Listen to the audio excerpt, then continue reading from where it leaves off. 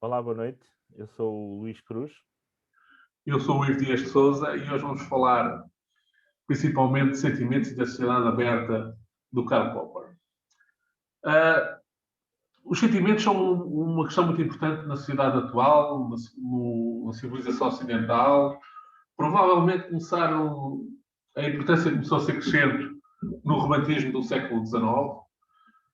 Acho que foi uma boa evolução. No século XX, a questão dos sentimentos, as pessoas com liberdade para casarem com quem quiserem, se sintam-se o que quiserem, eu gosto daquilo, eu prefiro, tenho a minha preferência sexual, uh, tudo esse tipo de coisas eu acho bem em princípio. Só que me parece que agora, nas últimas décadas, está-se a levar a coisa longe demais. Porque uma coisa é eu ter os meus sentimentos, eu não ouço o que tu tens para falar, prefiro uma determinada coisa em relação a outra. Outra coisa completamente diferente é quando uma pessoa ou um grupo de pessoas começam a dizer que eu não posso falar determinada coisa porque está a ferir os meus sentimentos. Tens alguma coisa a dizer, Luís? Politicamente correto. Foste politicamente correto a falar. Acho que estamos aí longe demais. Se calhar este excesso vai ser corrigido brevemente ou socialmente ou politicamente, mas estamos a ficar um bocado asfixiados e um bocado a ter medo de falar. Isso é mau para a liberdade. E nota-se nas universidades americanas, mas começa-se a sentir um pouco nas universidades portuguesas, e eu sou professor universitário, é que há uma determinada pressão de alguns grupos, de algumas pessoas, para que determinados temas não possam ser falados. Sim. Uma das questões que me parece é a questão da chamada expressão racismo cultural. É certo que algumas pessoas utilizam a cultura como um disfarce para o seu racismo. Isso é tudo muito certo. Verdade. Certo. Mas, por exemplo, eu posso dizer perfeitamente, e até apoiado cientificamente, que a ética protestante é melhor para o crescimento económico do que, digamos, a ética católica. E se calhar eu também posso dizer que os países muçulmanos são, por exemplo, piores para os direitos das mulheres, para as liberdades das mulheres, do que os países ocidentais. Se calhar posso dizer isso e não haver. E não cair o cargo da eternidade para eu dizer isto. Quer dizer, parece-me que eu estou a dizer algo perfeitamente óbvio.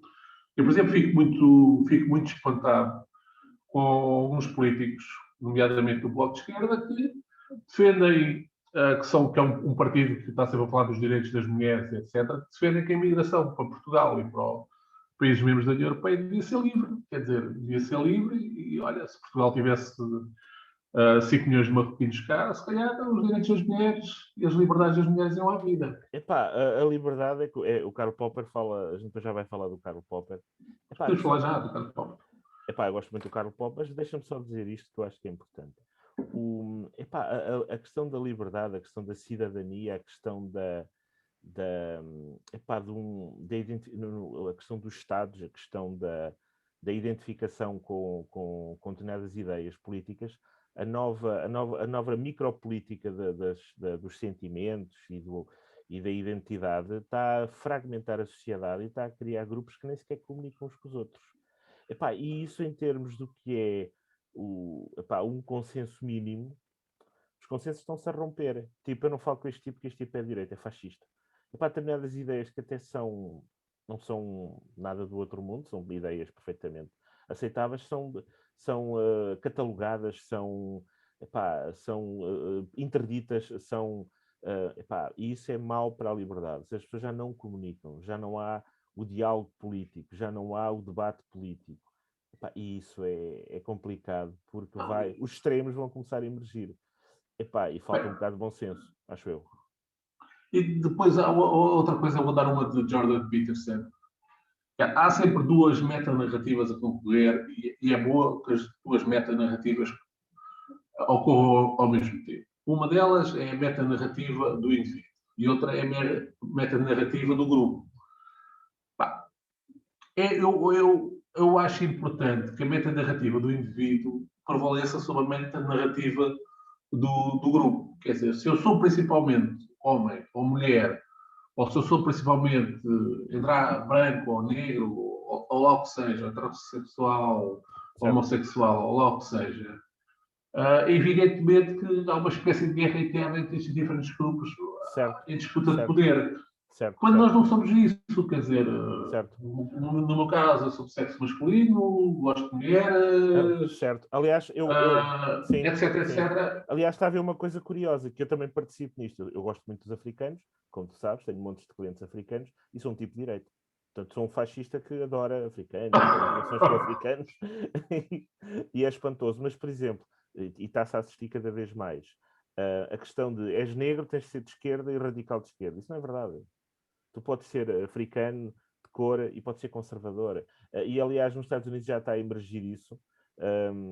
O Prager University, que é uma entidade temida e está a ganhar muito poder em termos dos mídia, da educação dos valores mais conservadores, o amor pela pátria contra a identity politics, tem já elementos de cor, afro-americanos, americanos, de cor negra, quer dizer, eu não gosto da expressão afro-americanos, por exemplo, o Vox em Espanha, na Galiza, elegeu um espanhol de origem equatoriana, acho que penso que é não é equatoriana, é da Guiné Equatorial, portanto o pai é um engenheiro, é uma pessoa que é assumidamente espanhol e tem paixão pela Espanha, e é uma pessoa supostamente de uma minoria. Esta coisa de dividir, de hierarquizar as vítimas, a cultura da vitimologia e da divisão por pretos, vítimas, crianças, mulheres, homossexuais, isso é destrutivo, e tem que haver um repensar disso, porque a maior parte dos africanos não se identifica com isso. Em Portugal, eu sou um bocado forçado a concordar contigo. A esquerda atual é, em grande parte, no mau sentido, os conservadores. No mau sentido, não quer discutir nada e basicamente o grande argumento que tem é vocês são maus. Logo, isso notou-se claramente nos debates presidenciais. Certo. Não, eles partem. O André Ventura. Eles são os donos da verdade. O André Ventura é demonizado, diga ele o que disser. Portanto, a partida é demonizado. Portanto, é um tipo é um tipo que tem a peste. Portanto, não se pode tocar nele, nem se pode falar. Eu acho que quem lidou bem com ele foi Marcelo Rebelo de Sousa e aquele candidato da Iniciativa Liberal. Certo, brilhante, sim. Agora seja claro o que é que você defende verdadeiramente. Exatamente. Ou seja, expor a questão de dizer assim, as ideias perigosas não se combatem proibindo-as, mas combatem-se num diálogo, dizer, ok, o que é que você defende exatamente e como é que faz na prática? Então, e como é que vai implementar isso? E com que recursos? E com que base... Por isso é que eu acho que é muito importante, por exemplo, o combate... Eu quero participar na Iniciativa Liberal, como votante e como participante ativo nas reuniões ou no que seja. Eu acho que é muito importante o diálogo cruzado, troca de ideias. Se não for à esquerda, pelo menos à direita. Até para enriquecer o debate. E uma coisa que eu acho que é importante, que é, ok, a esquerda vem lá com as certezas absolutas, com o cancel culture, com o identity politics, com a correção política, com a incapacidade de um diálogo mínimo que seja com o outro lado do espectro político, mas é muito importante que as ideias se discutam. E há outra coisa que tu costumas dizer, que eu, infelizmente, tendo a concordar. Houve, por exemplo, no século XX, supostamente o Hitler foi de direita, o Stalin e o Mao Tse-tung foram de esquerda, mas qualquer destes três ditadores causou dezenas de milhões de mortes. Correto. Qualquer destes ditadores, e o grande argumento que está subjacente à esquerda, e eu acho que nenhum dos três é para defender, é que o Hitler foi por uma má causa. Enquanto a esquerda, os genocídios que tiveram, era com boas intenções. Eu pegando aquela história, o inferno está cheio de boas intenções. Estás a dar a ponto para o nosso grande artista, para o nosso grande tema, que eu tenho aqui dois livros. Quer dizer, é um livro, mas tem dois volumes. Este livro é um livro fundamental no século XX. Eu já o li, deixa-me ver quando é que eu o li. só para enquadrar, eu recebi o primeiro volume em 2016. Eu sou muito cuidadoso com os meus livros. Quando recebo um livro que vem do exterior, como dizem os brasileiros. Mas diz o título do livro em português e o autor. A Sociedade Aberta e os Seus Inimigos. Karl Popper. Karl Raimund Popper. Karl Raimund Popper. Aqui diz K.R. Popper. Epá, o primeiro volume é sobre o Platão e Aristóteles. O segundo volume é sobre o Hegel e o Marx. Eu costumo dizer na brincadeira, e o Ivo já viu esta história, estes são 4 grandes democratas. Isto é uma ironia, como é evidente. Nenhum destes senhores defendia a democracia. De uma maneira muito simples e um bocado à bruta, o Platão era o defensor do príncipe-rei. O Aristóteles considerava a democracia o governo da canalha. Portanto, desprezava a democracia. O senhor Hegel era uma espécie de teorizador do primeiro, do grande império, do exército prussiano, que é um exército que precisava de um país. Pá, o homem um grande sintetizador, um grande leitor da história e sintetizador da história, também não era grande adepto da democracia, mas de um Estado forte, muito baseado no poder militar e nas sínteses. E depois o senhor Karl Marx, toda a gente conhece, que é o homem que também era um grande democrata e que defendia a democracia a partir de baixo, na forma de ditadura do proletariado. Pronto. Opa, este livro, que eu provavelmente vou ter que ler, eu já o li há 4 anos. Eu acabei de ler o segundo volume. Opa, eu gostei muito do livro. O livro é considerado foi escrito, foi escrito na Nova Zelândia. Acho que ele começou a escrever em 1941. Pá, o Karl Popper é um homem que nasceu na Áustria, um judeu, acho eu. Epá, e este livro é uma defesa da liberdade contra todas as tiranias. Um conceito fundamental que vais-me corrigir da sociedade aberta é que uma sociedade deve ser aberta, deve favorecer a liberdade, mas quanto basta, quer dizer, isto não se pode, não lá por sermos abertos. Epá, por exemplo, o Hitler conquistou o poder democraticamente e depois nunca mais lá saiu, quer dizer, uma sociedade democrática tem que ter alguns controles. Muita gente provavelmente não sabe isto ou não conhece, mas muitos... Por exemplo, diz. Se não vais concordar, mas, por exemplo,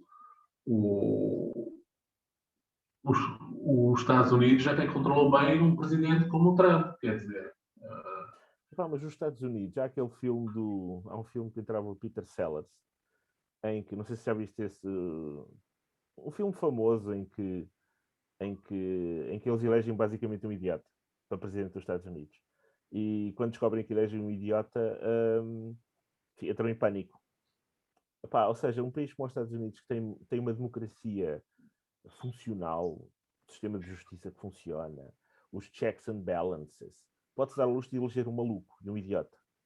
Porque, epá, isso também é um teste para a própria democracia. O Penn Jillette diz que, epá, a estupidez, nós podemos eleger um tipo estúpido e depois tirá-lo de lá ao fim de 3 anos ou 4 anos, ou fazer-lhe um impeachment, ou condicioná-lo.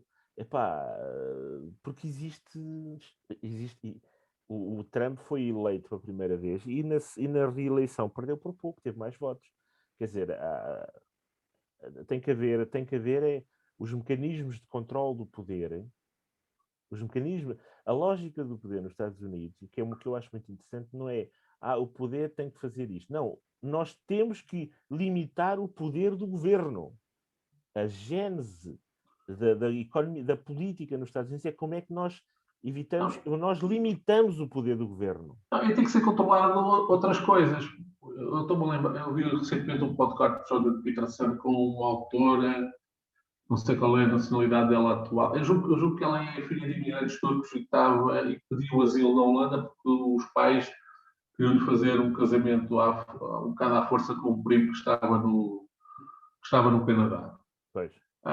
O que ela diz é que recentemente nos diferentes países da União Europeia, como a França, a Alemanha, com a imigração muçulmana, há determinadas zonas desses países, correto, onde claramente a forma das mulheres, quer dizer, as mulheres já não se podem mover tão livremente lá, quer dizer, pá, qualquer cidadão, quer seja do sexo masculino ou do sexo feminino, tem que, o Estado, o país, tem que ter alguma pressão para controlar quem não quer viver numa cidade democrática. Certo, certo. Epá, eu acho que tem que haver também mecanismos de controle e mecanismos de calibração. Não se pode, por exemplo, eu tenho um cliente paquistanês, já te falei isso, penso que já falei isso, não sei se falei aqui, mas um cliente paquistanês que estava em Portugal, foi para a Inglaterra e foi para uma comunidade paquistanesa e disse, não, eu não quero ir eu não fui para a Inglaterra para viver no Paquistão, e voltou para Portugal. Ou seja, esta questão é uma questão que tem que ser avaliada permanentemente e com algum realismo e com algum cuidado, porque se tu crias guetos só de islâmicos, é a lei da Sharia que comanda isso. Isso está a pôr em causa o Estado, a legislação nacional. E imagina que vais para uma aldeia em que é só islâmicos e que há um crime cometido e que as pessoas dizem, não, aqui em vigor é a lei islâmica. Então, e a lei nacional do país? Quer dizer, há aqui uma questão que é... E isso implica também não criar guetos, não permitir a miscigenação, limitar no bom sentido, no sentido em que se nós não limitarmos, vamos criar um problema maior do que aquele se não limitarmos. Por exemplo, imigração em Portugal. Eu, por acaso, acho que os brasileiros são bastante diferentes de nós portugueses. Mas se vier para cá meio milhão, 1 milhão de brasileiros, passa-se um século, e eles basicamente estão misturados com a sociedade portuguesa, casaram com a sociedade portuguesa, e nem sequer é preciso passar um século, se calhar passam-se 5 anos e têm amigos portugueses, uns casaram com portugueses. Acontece. Eu, por acaso, acho que é ótimo para Portugal se tiver uma grande diversidade de imigração. Agora vou por números, por exemplo, 10 mil paquistaneses, 10 mil indonésios, 10 mil nigerianos. Acho isso tudo ótimo. Acho isso tudo ótimo. E é muito bom para Portugal ter essa diversidade. Agora, se disserem assim, vêm meio milhão de marroquinos, vêm, sobretudo, de culturas em que provavelmente daqui a um século ainda continuam à parte do resto da sociedade. Eu acho que não é isso que nos interessa. Se tu me disseres assim, que vêm 10 mil marroquinos, e acho que isso até ajuda a diversidade em Portugal. Ter a diversidade é bom para a economia, é bom para a cultura. Agora, ter grandes comunidades que não se vão misturar rapidamente connosco, eu acho que não é do nosso interesse. Sim. Voltando lá ao nosso amigo Karl Popper, a sociedade aberta e os seus inimigos. Este livro é mais sobre os seus inimigos do que sobre a sociedade aberta.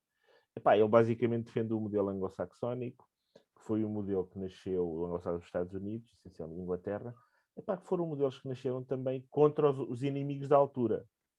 Porque, eu acho que a democracia é um sistema tão frágil e tão curto, com uma vida tão curta, que se não for defendido, é uma espécie de ilha cercada de todos os lados por autoritarismo e por pulsões totalitárias e outras, e pelos inimigos.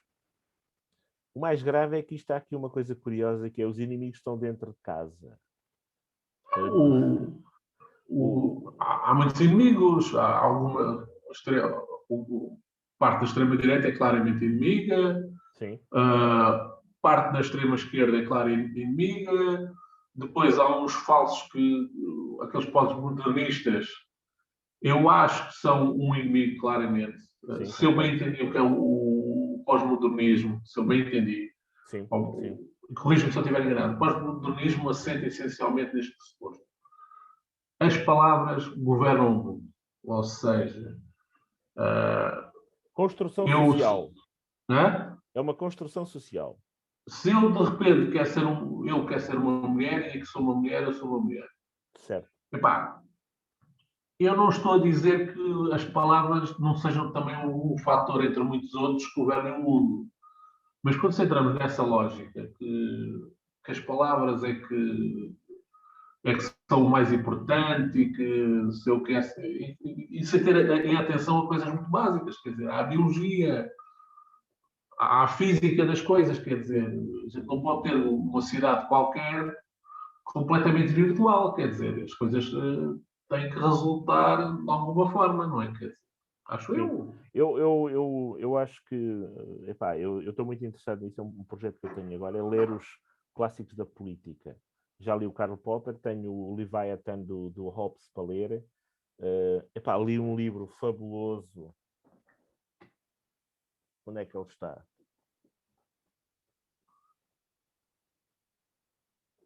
Epá, o livro mais rápido que eu li em pouco tempo, onde é que eu tenho? Espera aí se eu consigo ver. Fala sobre ele.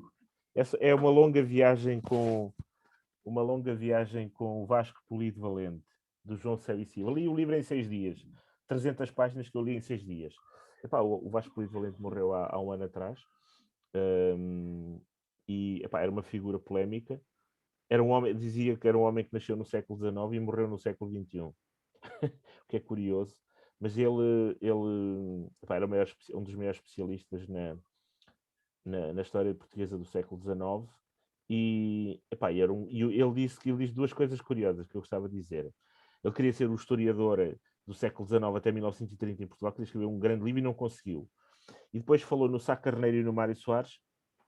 O Sá Carneiro se deixou matar pelo acidente de avião e que lhe cortou a vida dele, Vasco Polido Valente, a meio. E depois, em relação ao Mário Soares, diz que era um amigo dele, mas o Mário Soares dizia que ele era um telhudo.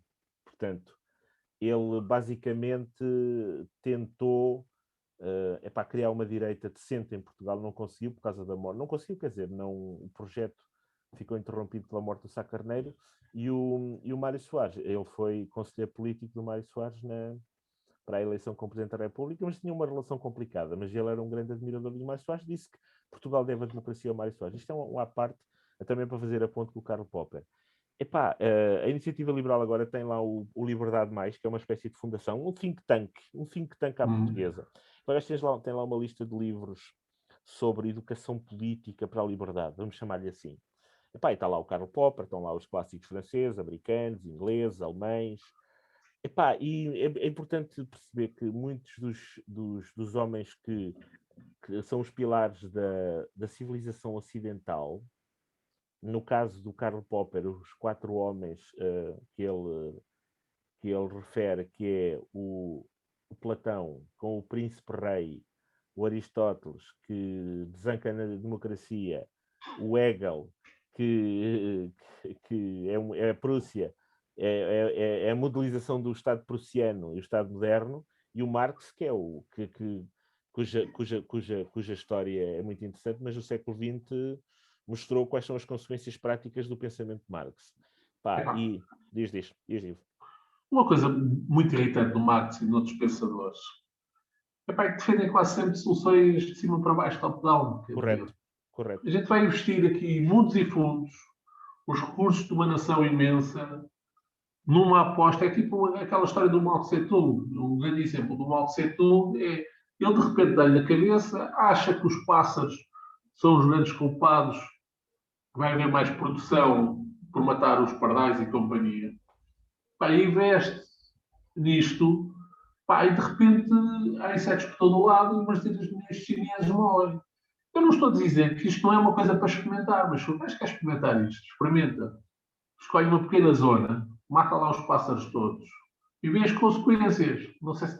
Sim. Opa, em relação, por exemplo, à questão do Marx, que é o mais recente deles todos, epá, havia a questão da falha o Hobbes dizia que havia a guerra de todos contra todos. O Marx reduziu a guerra entre proletários e burgueses, capitalistas, aristocratas. Epá, a questão é a guerra, a grande falha do Marx, segundo os teóricos, e depois foi a criação da classe média. É uma classe que não é nem pobre, nem explorada, nem é uma classe rica, exploradora. Mas repara, deixa-me insistir numa coisa no Karl Marx, voltando atrás. Repara que a metanarrativa do Marx é coletiva. Certo. Nós, os proprietários, contra não sei quem, os burgueses.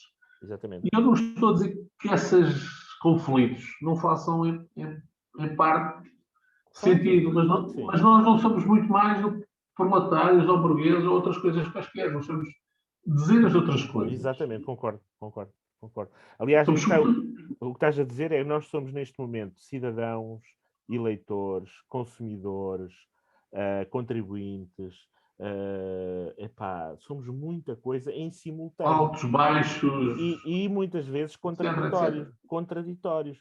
Nós queremos mais serviços públicos, mas não queremos pagar por isso. Consumimos e queremos borlas. Desejamos uma ação política mais intensa, mas não queremos pagar o preço disso. Fazemos free riding. E nós somos um complexo muito maior de coisas e muitas delas contraditórias. Muito desse de baixo para cima é a questão da inteligência, ou seja, a ideia de que o ser humano não é governável. O Salazar tinha essa ideia, e outros. O governável, porque é uma guerra toda, tem que haver em posição da força, tem que haver de cima para baixo. Quer o Platão era o mais lírico de todos, que dizia o rei tem que ser o mais sábio, o príncipe, filósofo. É o filósofo que tem que governar, que é o pensador, a cidade ideal, a sociedade ideal, os princípios ideais, mas está sempre dependente de um homem. Ora, a sociedade é composta de muitos homens muito diferentes. E a sociedade não é de baixo para cima nem de cima para baixo, tem que haver o meio termo, e esse meio termo é que permite algum equilíbrio. Relacionado com o que tu estás a dizer, eu não sei se a gente está a demorar muito tempo. Winston Churchill tem aquela frase famosa que a principal qualidade da democracia não é nós elegemos quem queremos, é retirarmos quem lá está. Correto. O Essa de Queiroz dizia uma coisa parecida, que é: os políticos têm uma coisa parecida com as fraldas. Têm que ser retiradas ao fim de algum tempo, começam a cheirar mal. E se está alguém lá estúpido ou parvo lá, numa democracia é muito mais fácil retirá-lo de lá do que, por exemplo, qualquer ditador, quer dizer. Sim, uma história curiosa sobre o Karl Popper, só para terminar. O Karl Popper, sabes que o Mário Soares era um grande admirador do Karl Popper. E o Karl Popper convidou o Soares para vir fazer uma conferência sobre Sociedade Aberta e sobre outros livros que ele escreveu, quer no âmbito científico, quer no âmbito histórico e quer no âmbito político. E eles depois fizeram lá uma conferência e foram todos passear para Sintra. Eu li isto, não sei, num livro, não foi num livro em português, foi num livro qualquer sobre história da Europa, uma coisa assim. Tenho o livro, já nem me lembro bem como é que foi.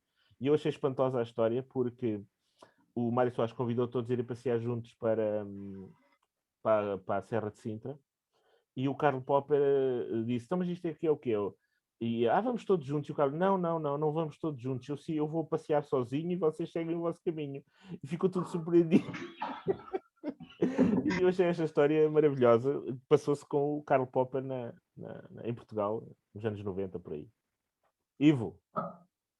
Só para dizem que o Karl Popper tem uma personalidade intratável. Sim, isso não sei. Sei que tenho que ler melhor, tenho que voltar a ler Open Society, que eu adorei o livro, e tenho que ler outros livros dele, porque é uma figura, é um homem corajoso, e é um homem... escreveu o livro na Segunda Guerra Mundial, a defender quando estava tudo em jogo, quando estava tudo em guerra, quando estava tudo em aberto. Até 43 estava tudo em aberto.